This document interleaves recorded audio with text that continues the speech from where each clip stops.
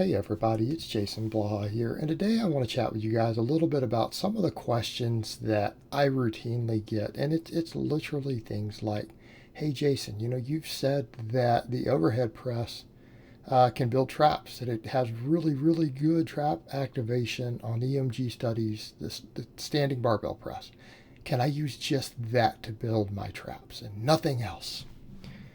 Or questions like, hey, can I use chin-ups as my only lat exercise and develop a really well-developed back?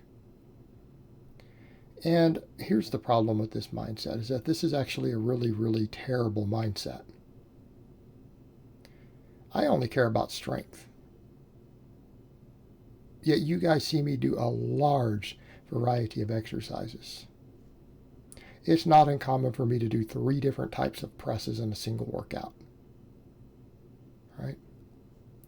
How many different exercises do I do for my hamstrings alone? 3, 4, right? And I'm talking hamstrings as a primary mover. So when you're asking questions like this, put that into perspective. Now, I'm not saying for a novice this isn't a bad idea. Like if a novice lifter comes to me and says, Jason, I want to work really, really hard on the big 3, plus chin-ups and overhead press, two of the lifts we just listed. Of course we're going to support that. Why? Because novice lifters don't need a lot of exercise variation. Everything makes novice lifters grow. They just need to get stronger and get proficient at big movements. They just need to get proficient at big movements. They would do well to do that. And here's the issue we run into, though. Novice, intermediate, and advanced lifters all have different needs. Changing too many exercises on a novice lifter will slow their progress. Why? Because they are bad at movement patterns. Okay? I have novice lifters I coach now who have 6+ months of training experience. Their movement patterns are still terrible. I'm still having to teach them how to squat. I'm still having to teach them how to bench press. They are going to continue to fail to gain the size they want until they master these basic movement patterns. Because until you master movements and you practice movements, you can't load them effectively. I mean, you can load them, but it's not going to be the same thing. You have to have movement proficiency, but once you spend a year or two getting really good, building all your stabilizers up and developing movement proficiency, you can do other movements and learn those very quickly because you're used to it. You understand training. So for novice lifters, we don't need a lot. So if someone is really early on, hey, that's a good idea. Yeah, 5 or 6 movements, maybe 7. It's probably all you do need. Probably all you do need until you master them. And I would absolutely be fine with 5 big exercises for a novice until they master those movements. Because until they do, adding new stuff is going to be potentially counterproductive. They need to master and load those movements and get as big and as strong as they can off of them. The problem is that as we get more advanced, what happens? We run into issues of overuse.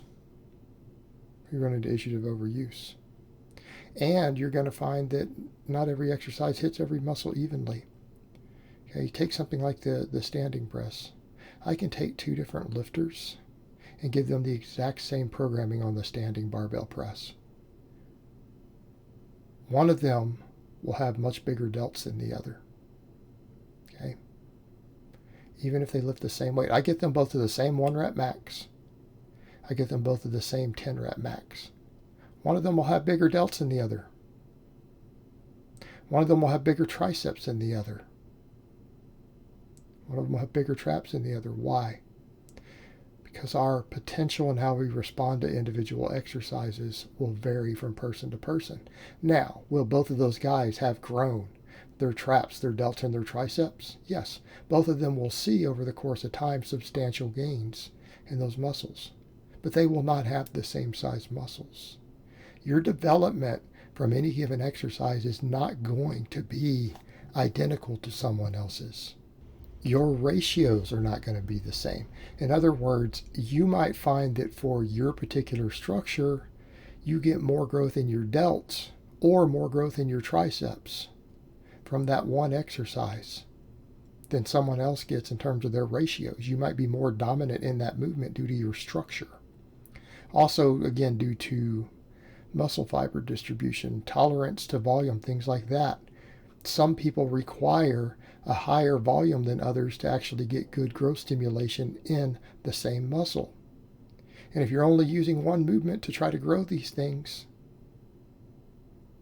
you're going to have muscle groups in the kinetic chain that lag, and your lagging muscles are not going to be the same as someone else's. Okay, because things like your minimum effective volume to grow a muscle are going to be different for you and individual muscles. Okay, this is a problem. As we get more advanced, we have to incorporate more exercise variation to maximally grow different muscles. Furthermore, we have to think in terms of overuse injuries. More advanced lifters, particularly as we get stronger, need more exercise variation to avoid overuse injuries. We need more exercise variation to avoid tendinitis. And the more advanced you get, the more true this is going to be. The other issue, as you get bigger and stronger, your minimum effective volume will go up. Now, that can be changed with illicit substances, obviously. And I think Dr. Mike actually did a really good interview recently on that. I'll give him credit for that. We have our disagreements where he pointed that out, that in a dose-dependent response, those substances lower your minimum effective volume and raise your maximum recoverable volume. They give you a bigger target. And it is dose-dependent. It can get to a point to where, as he pointed out, someone could use enough stuff to where their minimum effective volume is 1 set per week. And their maximum recoverable volume might be 80 sets a week. And as long as they're in between those two, they're going to make pretty good gains. You know, it's entirely possible. But your minimum effective volume goes up. You have to train more. You have to train more. Well, if we have to train more and we're having to use heavier weights, and that will apply to all your sets, because I can assure you, even as someone who does most of my volume work at around 10 reps, 80% of my training is at about 10 reps, right? About 10% of it on heavy singles, about 10% of it really high reps. Even with 10s, your strength is going to go up, right? As you get bigger and stronger, the lift that you used to use 100 pounds for 10 reps, you're going to be using 250 pounds for 10 reps. Okay. So not only are you going to be handling much, much heavier weights, even for your volume work, you're going to have to do more of it. You're going to need exercise variation, because if you don't, you're going to start getting hurt. You're going to overuse tendons. You're going to overuse movement patterns. You're going to get tendinitis. You're going to get inflammation. You're going to get higher risk of injuries. And the exercise variation can work different fibers. Like, I'll be honest with you, chin-ups are not even that great of a total back builder. Like, people will bring that up with the chin-ups. They're great for lats. They don't build your traps, rear delts, rhomboids, erectors, any of that nearly as well as a lot of row variations do. Okay? So we've got to think in those terms. You've got to think in those terms. Someone who really wants maximum back development, they should probably put a really heavy focus on rows. I'm not saying they shouldn't do some shins. I'm not saying some hip hinging isn't good either, because both are. Rowing will build more overall back. But even then, rowing shouldn't be the only thing that you do either. Shouldn't be the only thing that you do either.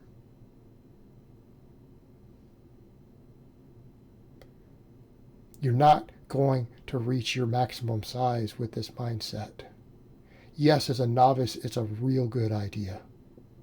But once you're through that novice phase and you've mastered and you can now effectively load those movement patterns, you're going to need more variation. You're going to need more volume. You're going to need more training stress. And you're going to have times where you cut entire exercises out.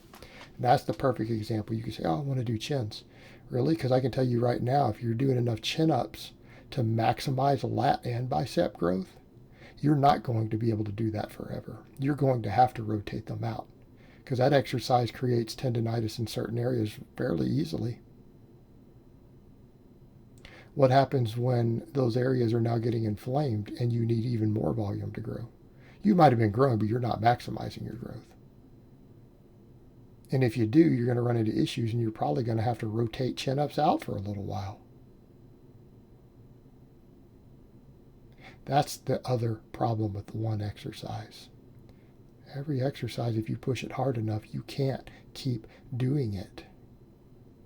You've got to rotate them out to avoid injuries, to avoid tendon problems, connective tissue issues.